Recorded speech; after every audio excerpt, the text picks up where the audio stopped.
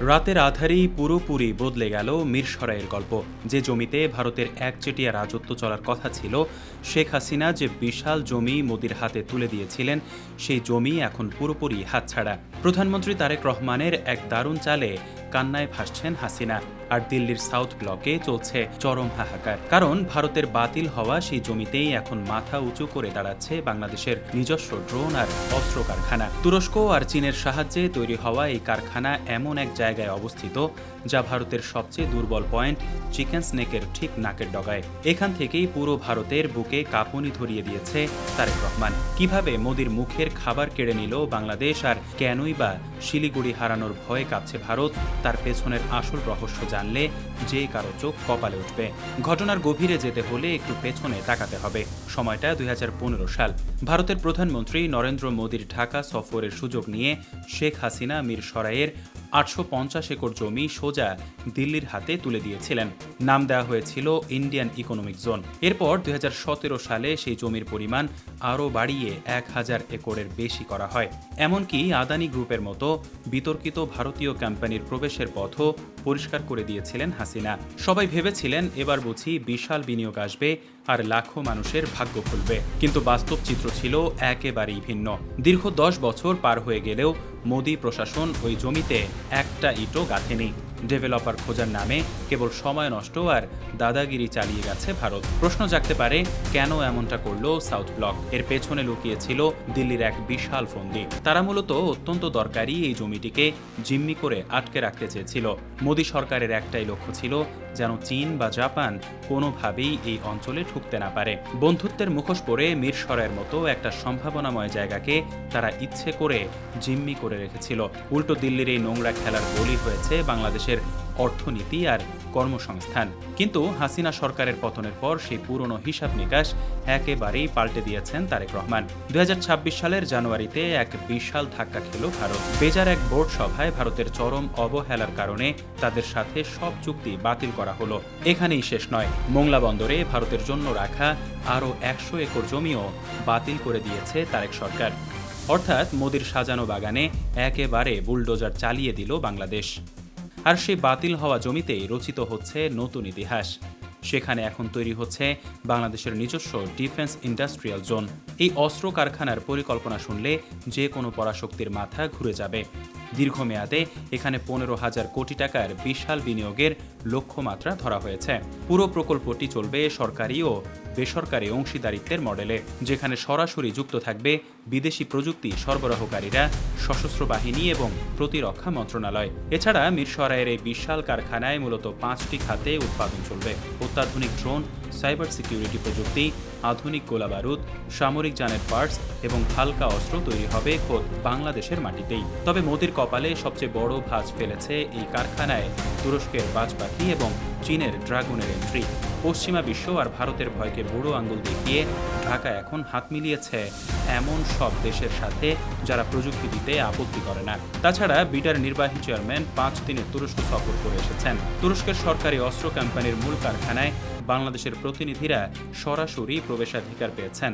অন্যদিকে চট্টগ্রাম ও নারায়ণগঞ্জে তুরস্কের সাথে যৌথ প্রতিরক্ষা উৎপাদন কমপ্লেক্স নির্মাণের কাজ বেশ জোরে সোরে এগোচ্ছে। এদিকে আবার চীনের সাথেও বিশাল চুক্তিতে আবদ্ধ হয়েছে তারেক প্রশাসন। বাংলাদেশ বিমান বাহিনী চীনের ক্যাটিন ইন্টারন্যাশনালের সাথে 608 কোটি টাকার এক চুক্তি স্বাক্ষর করেছে। শুধু তাই নয়, এমনকি বগুড়া বিমান ঘাঁটিতে যৌথ ড্রোন কারখানা নির্মাণের কাজও শুরু হয়ে গেছে। এখানে মেইল এবং ভিটিওএল প্রযুক্তির অত্যাধুনিক ড্রোন তৈরি করা হবে।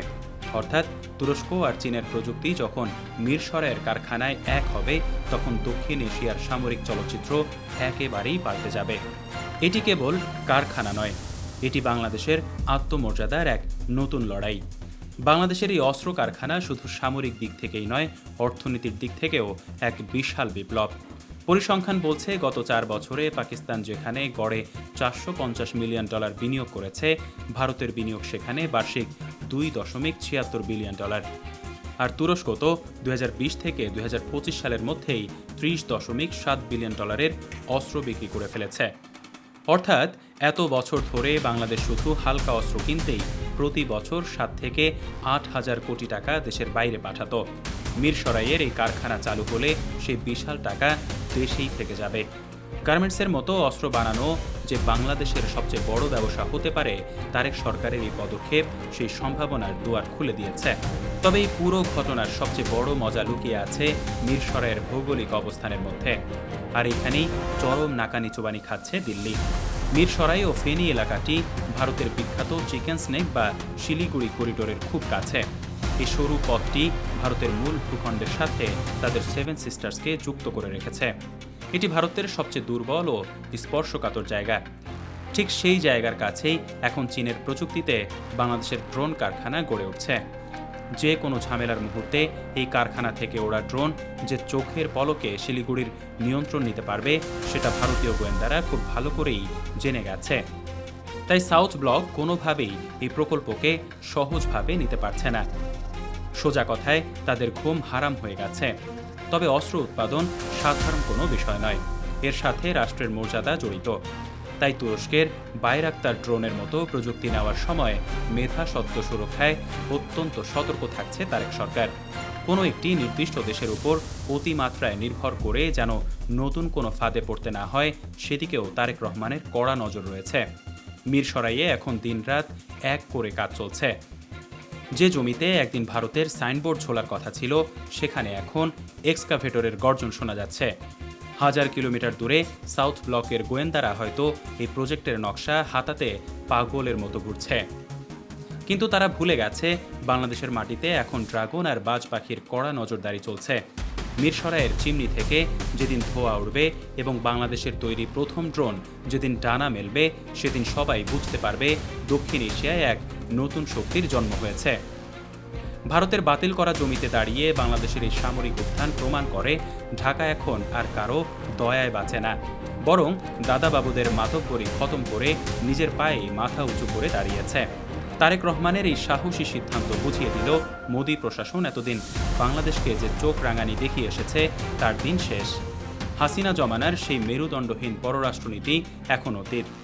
এখনকার ঢাকা মানেই হচ্ছে নিজের স্বার্থে অটল থাকা এক নতুন বাংলাদেশ। মিরসরাই থেকে শিলিগুড়ি করিডোর পর্যন্ত যে উত্তেজনার পারদ ছড়িয়ে পড়েছে, তা ভারতের জন্য এক বড় সতর্কবার্তা। তারা এতদিন ভেবেছিল এই অঞ্চলটি তাদের হাতে মুঠোয়, কিন্তু তারেকের এক চালেই এখন মোদির সব হিসেব নিকেশ ওলট পালট হয়ে গেছে। ভারত সরকার হয়তো নতুন কোনো ষড়যন্ত্রের জাল বুনবে, কিন্তু মিরসরাইয়ের এই ডিফেন্স জোন তাদের সব পরিকল্পনা ধূলিসাৎ করে দিতে যথেষ্ট। এই প্রকল্পটি বাস্তবায়িত হলে বাংলাদেশ শুধু নিজের প্রতিরক্ষা সরঞ্জামেই স্বয়ংসম্পূর্ণ হবে না, বরং ভবিষ্যতে অন্যান্য দেশেও অস্ত্র রপ্তানি করে বৈদেশিক মুদ্রা আয়ের নতুন পথ তৈরি করবে। মোদির দাদাগিরি চিরতরে খতম করে বাংলাদেশ আজ বিশ্বমঞ্চে এক আত্মবিশ্বাসী রাষ্ট্র হিসেবে নিজেকে জানান দিচ্ছে। এই সমস্ত ঘটনায় বাংলাদেশ যে আর কোনো দেশের লেজুর বৃত্তি করবে না, তা পরিষ্কার হয়ে গেছে। মোদি সরকারের জন্য এই প্রজেক্ট কেবল একটি অর্থনৈতিক ক্ষতি নয়, বরং ভূ রাজনৈতিক দিক থেকেও এটি তাদের জন্য একটি বড় ধাক্কা। চিকেন স্নেকের কাছে এই অস্ত্র কারখানা যেন ভারতের জন্য এক জ্বলন্ত বারুদ। এখন দেখার বিষয় দিল্লি এই ধাক্কা সামলাতে আর কি ফন্দি আটে। তবে তারেক সরকার যে আটঘাট বেঁধে নেমেছে, তাতে ভারতের আর আগের মতো মাতব্বরি করার সুযোগ নেই। মিরসরাই এখন শুধু একটি অর্থনৈতিক জোন নয়, এটি এখন বাংলাদেশের শক্তির প্রতীক। তুরস্ক আর চীনকে সাথে নিয়ে যে পথ চলা শুরু হয়েছে, তা হয়তো ভবিষ্যতে আরও অনেক নতুন নতুন চুক্তির জন্ম দেবে। আর এসবের প্রভাব সরাসরি পড়বে সাউথ ব্লকের দিল্লির গতিতে। হাসিনাকে ক্ষমতাচ্যুত করে তারেক রহমানের ক্ষমতায় আসা যে বাংলাদেশের রাজনীতির মোড় ঘুরিয়ে দিয়েছে, মিরসরাইয়ের এই ঘটনাই তার সবচেয়ে বড় প্রমাণ। ভারত এতদিন যে ভয় দেখিয়ে শাসন করেছে, তারেক রহমান সেই ভয়কে জয় করে পাল্টা চ্যালেঞ্জ ছুড়ে দিয়েছে। মিরসরাইয়ের এই ড্রোন কারখানা থেকে আসা প্রতিটা শব্দ যেন দিল্লির জন্য এক একটি হুমকির বার্তা। এখন ভারতের ঘুম হবে কিনা সেটা তাদের ব্যাপার। তবে মিরসরাই যে আজ থেকে ড্রাগন আর বাজ পাখির নজরদারিতে, তা নিশ্চিত। খেলার শুরু মাত্র, সামনে আরও অনেক চমক অপেক্ষা করছে বাংলাদেশের জন্য। মোদি সরকারের দাদাগিরি শেষ, এখন নিজের শর্তে চলছে তারেক রহমানের নতুন বাংলাদেশ।